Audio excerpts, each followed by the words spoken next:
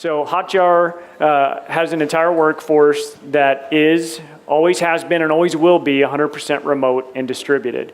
So I'll give you a look behind the scenes as to how we do it. And my goal here is that you leave this with some ideas so that if you're interested in working for a remote company like Hotjar, you've got some ideas as to what to watch out for, what to look for, how to pitch yourself as well. It'll really build on those last two talks, and there's a lot of commonality throughout it, which is a very good thing. So we'll start off with just a little bit about myself. So for the last 3 years, I've been a digital nomad, and originally from Texas area, but I started my journey as a nomad from, just can't really see it, but Washington State, the far left-hand corner of the US, drove down into Mexico, and drove throughout all of Central America. And awesome time, loved it. Then starting this past December, moved over to the other side of the ocean and been exploring Europe and spent 3 months in South Africa this summer. So obviously I don't need to sell a digital nomad lifestyle to you guys. A lot of you may say, well, that's great, Ken. I do that too. Well, what is a little bit more unique about me, as I talked with others throughout the day yesterday and some today, is that I'm not traveling alone. I travel with my wife and 2 kids. So kids 8 and 11. And my wife homeschools the kids. I work at Hotjar. Together, we like to say we world school the kids, exposing them to new awesome times and environments, and have some awesome stories. Happy to share any of them. What really helps to enable all of this is Hotjar. And I probably am the most nomadic amongst everybody that works at Hotjar, but let me tell you a little bit more about Hotjar, and you can get an understanding into the roots as to what makes some of this possible and why we believe it's so essential. So Hotjar is an analytics and website feedback tool, and it was started in Malta in 2004. So it's a 3-year-old company. We've been in market for about 2.5 years. And a lot of people think Malta, oh wow, must be in the online gaming industry, or perhaps even for tax purposes set up in Malta. And that's absolutely not the case. It's actually, we're at a disadvantage there. The company was founded in Malta for a very simple reason. Our founders are Maltese. It's where they're from. So our founders in their wisdom said, you know what, Malta, we love Malta, but we have a problem. There's only 500,000 people on this island. If we're going to create a company that really scales, we've got to have a different idea about how we hire. And so they started off the idea from day one of knowing that they needed to have a remote culture. And not only do you get the ability of tapping into an additional talent pool out there, but you have the 100% possibility to attract the best talent. And we like to think that that's exactly what we do. So it's a profitable company. All of our growth, we've had some very, very rapid growth, and it's all been through our product. And we've been very, very fortunate to really tap into a market at the right time and hit it with a great product developed by awesome people. So we have roughly 200,000 users and over 15,000 paying customers, and an ARR, or annual recurring revenue, just topped over $10 million within 2.5 years of hitting market. So we have 44 team members spread out globally, 14 different countries. A lot of people see that and say, oh, well, the company's based in Malta. How is Malta, Ken? I couldn't tell you. I haven't been there in a couple of months because it's not where I'm based. All of our team members are distributed globally from that perspective. So tell you a little bit more about how we do it. Told you why, let's tell you how. So one of the other things our founders did right up front is said, this thing about culture you've heard about, we need to establish that early on. And one of the first things they did when it was just the 5 founders is they wrote the vision and the values of the company down. So this is where a lot of companies, I think, really miss the boat. They really screw up because, oh, well, we can solve that later. We're just building this cool product. If you have that mentality, you're cutting yourself short and you're potentially slitting your throat. You need to think about this early. What is it you want to aspire within your company, and what is it you want to surround yourself with. So at Hotjar, the CEO wrote down the vision, came up with the aspect of defining what the product vision is and what we're out to do. And together, the founders developed 8 core values. And those core values still exist today, and they're the foundation for how we work, and they're the foundation for how we hire. And without it, we'd be missing something. We'd be missing an identity. And you're risking the ability, without these core values, of knowing exactly who you are, what you're looking for, what is important in the DNA of individuals you hire. And so these are extremely critical in everything we do. And if you think it's just fluff and sounds like it's just wishy-washy stuff, then I'm not getting through to you. This is so fundamentally critical so that you understand when people aren't in the room, you aren't going to see these people, you're hiring them over Skype, you want to know how they're wired. And you want to have a predictable idea as to what's important to you as a company, and you want to make sure there's commonality within them as to what's important to them. So core values that we have that are essential to us, and again, there's 8 of them. I won't go through all of them, but just to highlight a couple things. Always be learning. We want people who are lifelong learners, people who are interested in learning just to get smarter and to live a better life. Doesn't mean that if you're a programmer, you got to study code. You can study whatever you want. Are you passionate about expanding your horizons and learning? That is critical to us. Very, very important. Always be honest. Sounds pretty straightforward, right? Raise your hand if you're not honest, right? But without this idea of knowing this is truly, do you operate and portray yourself and deliver your work in an ethical manner? And are you honest about that? And are you aware of your own shortcomings and your misgivings? And do you have some general sense of awareness of your shortcomings? So another fundamental aspect. So those are just a sneak peek into into some of our values. But the most important message is they need to be defined up front. They need to be defined early, and they need to be reflected upon, revisited. Every single week we do all company meetings, and just out of happenstance, I guarantee you something's going to come up where somebody, calls somebody on the carpet or says something about, hey, did you get feedback on that? It's another one of our core values, get feedback early. And if you're not, it's going to just come up because we live them. So not only do we live them, we also hire for them. So as we go through our hiring process, here's the way we do. And I love what was said in the last presentation about considerate dating, because we absolutely do. So we have a 5-step process. We're very upfront with candidates about our process. You go to our website, and on our career site, it goes through these 5 different steps, and we're always constantly referring back to them. The worst thing you can do is apply for something, whether it's on any of the platforms that have already been mentioned or companies like Hotjar, and you just go into a black hole, right? That's terrible, terrible experience. Goes against one of our core values, which is be respectful. We want to respect you. If you go through the time and responding and applying to us, we're going to at least reply to you. Even if you are, applying for a Python, experienced Python programmer job and you've never even heard of it, we're going to be respectful and at least tell you no.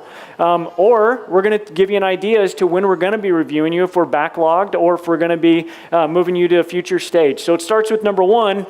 We're going to review all applications and screen for a variety of criteria, depending upon what the role is. So we ask for people when they apply, not just send us a resume. You do need to fill out a questionnaire that we have. It's on our website. It's tailored for each position. But we want to know a little bit more about you and how you approach things. For programming, there's a little bit of a programmer test. For marketing, operations, customer experience, we want to know more about you. Once you do that, if we like you and we're digging you, we ask you to submit a video.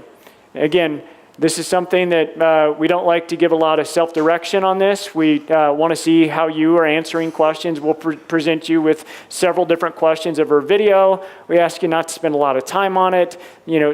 Send it over to us, Dropbox, whatever, Google Drive, doesn't matter. We'll take a look at it, look for that. And now we're looking for something different. Aaron talked about the video dynamics, right? You want to see how people are. You want to see how people portray themselves. You want to see, English is very important to us, and can you understand them? And so we're looking for different aspects like that in the video. And then again, if everything looks good, we're digging you, we're going to invite you to an interview. Interviews on Google Hangouts. We're going to talk to you. It's two-way conversation. Now the real dating begins, right? We want you to ask us questions as well. We know more about you than you do about us, so let's have a conversation here. And we do this using Google Hangouts. Then we move into the task phase. If, again, we're really digging each other and things are looking good, we're going to invite you to do a task for us. And this is a task, again, tailored to each position. We're going to give you a very prescriptive thing. We want you to do X for us. And generally, tasks take about a combined period of time of 2 to 3 days to complete. Again, being respectful to you, we're going to pay you for your time. So we want you to complete this task on our dime, within your schedule. If you're working, perhaps you've got other gigs, then we're going to ask you to complete it within at least a 2-week time period. And then at the end of that time period, we're going to give you feedback on your task. We're going to ask you to review that with us, explain your results to us, and our tasks are meaningful pieces of work because if we're paying for it, we also want to be able to use it. It's output that we care about because we want to learn from it because we look at this is a two-way relationship. You're going to teach us stuff too, even if you're not the right fit. So at the end of that task, if everything looks good, we give you an offer. And this is dating all the way through because we have people that self-select and drop out and say, you know what, whoa, I was doing the task and, I wasn't really comfortable working from home. Perhaps they're not a digital nomad and they're dipping their toe in the water and then they see, oh, wow, I'm having to chat all the time with you guys and I'm not seeing you and I need that physical emotion. Cool, no problem, that's the way it works. And so that's how we hire. And it's extremely effective. The other thing we're doing the entire time is looking for culture fit. How applicable are we compatible within our core values? And so as we go through that, are you showing techniques that show us that you are a lifelong learner? Are you showing techniques that tell us that you're respectful or capable of receiving feedback? Extremely critical stuff. So, how we work. So, tell you a couple of different aspects. We get asked this a lot, like, how do you guys work? If you're all remotely all over the place, how do you work? Well, this is a screen capture here of a video chat we had recently, and I don't want to be there as well. So you want to have fun. We're goofy. We're idiots, and we like it that way. Number 2, we keep core hours. So we are distributed. We are remote. We have people around the globe. But we ask every team member to keep core hours. And there's a couple of exceptions on edge cases where we have individuals that are perhaps in wacky time zones. But for the most part, we ask everybody to work commonality between 2 p.m. and 5 p.m. Central European time. So it's 3 hours. We ask people for overlap to increase collaboration. So we find this to be critical and essential so that you can have that chat active real time when you need to, or you can have those one-on-ones, or you can have those times. So extremely, extremely important from our point of view and our success is having that. Not too much. We don't care what time you start. We don't care what time you finish, but please work the core hours. Ship weekly. So this is something that's really critical to us, and that is how we work. Every team, and we have 4 different departments. We have operations, we have marketing, we have product and development, and we have customer experience. All of them work in an agile methodology across every single thing they do. And so we make weekly commitments, we work off a prioritized backlog, and we ship weekly. And this right here is so important. It makes sure that we are getting stuff out the door, things aren't languishing, and we believe in doing incremental small work. So this is, again, very, very, very near and dear to our success. And then the last, and this is the most important one, is to be transparent. And transparent, well, what does that mean? It means if you're doing work, anybody whatsoever in the company can see it. Okay, that prioritized backlog, it's visible. I'm not even on the team, but I can go and look at all the other teams' backlogs. So if I put something in the dev backlog and I want to see where the product manager stacked it, I can. And I can chat with him or her about that if I really want to dive into that. Same thing if somebody throws something over from legal and wants to know what's going on. There should be complete ubiquity and transparency. And this is so, so key. To me, this is the secret sauce of Hotjar, is we don't have secrets. You want to know what our financials are? If you're in the company, it's an open book. The only thing that we don't talk about openly are salaries and compensation. But if you want to see how much the company is spending each month on compensation, boom, it's right there. You want to see how much money we made and from what channels, you want to see all of that? We're very, very transparent. We believe that's key, and that keeps this secretive aspect out of us. So in addition to how we work, tell you briefly about how we play. Okay? So we tell every team member that comes on board, be prepared to travel 3 to 4 times a year. Why do we do this? Because we believe that we're much more than virtual beings, we're physical beings, and we want to get together.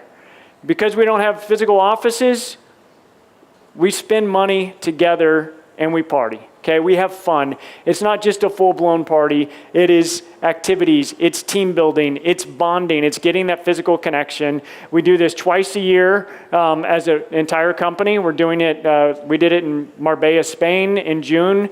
Next January, we're meeting in Chamonix, and we're bringing probably 60 people together in Chamonix. And we're going to have an awesome, awesome time. The other times that we do meet is smaller team meetings. Each department or team will get together once or twice a year as well to really bang out, whether that's a hackathon, docuthon, whatever it may be, and it's necessary. So short on time, so I'll jump briefly to one last slide, which is one more tip.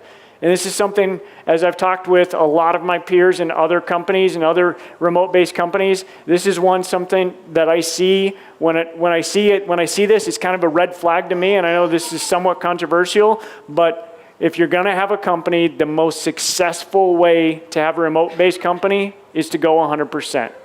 Companies that have, oh, well, yeah, we're a remote-based team, but only these guys are. And this team over here is not. Doing that, in my opinion, creates friction. It creates that critical culture and divides it. You have a remote culture and a non-remote culture. You have people who see each other and physically work with each other every single day in an office, maybe go have a beer afterwards or whatever. And then you have the people who are spread out and shotgunned. And that's where it turns into, I never know what Larry's doing. Larry's off in Jamaica somewhere. It's like, dude, Larry's working. Okay, shut up. So this is, to me, is extremely important. The more fractioned that a company is with their culture or their remote aspects, the more trouble it's going to be. And that is it. One last quick plug, we are hiring, so if you're interested, we've got openings across every team, so happy to tell you more about that. Quickly on questions, what traits do you think you need to have to develop to succeed professionally as a digital nomad? So I think there's definitely an element of discipline. You need to be disciplined by yourself. A lot of people traditionally like to have that discipline within the office of, okay, I'm going to a physical meeting and I'm here and everybody's here and I'm working. And it does take a discipline to be able to say, you know what? If I sleep in an extra half an hour and start my day, then I need to make sure I'm still putting everything in. If I'm going to a meeting and they can't see me, I probably shouldn't have Facebook open. It's stuff that I don't worry about, but it is stuff that I know people struggle with. And so it is something, I would say that's the most important thing, is be disciplined, be dedicated to the work. I find that 90% of nomads don't have a problem with this, but there is a 10% that do. How do you discover the right values in a potential employee? So it was mentioned earlier, hire slow, fire fast. Very big believer in this. Hire slow. That 5-step process generally takes about 2 months. And, and because of that, sometimes people get irritated. And so some of the stuff I've shared with you and some of that 5-step workflow and some of that communication that we have with people, we've tailored that based off of feedback we've gotten from applicants. Like, oh, Ken, I enjoyed the process, but there were times I didn't know where I was or how long I was going to wait. So we've tailored that because what we want to do is find those that connection point. So it's asking the right questions, looking at their portfolio of work, talking to their references, and looking at their task work. And as they're doing their task work, one of the things we do is we give blunt and direct feedback, which is one of our values. And are they receptive to it, right? Were they defensive? Or were they like, oh, wow, that's a really good point. I should learn from that. Or did they correct a misunderstanding that I had?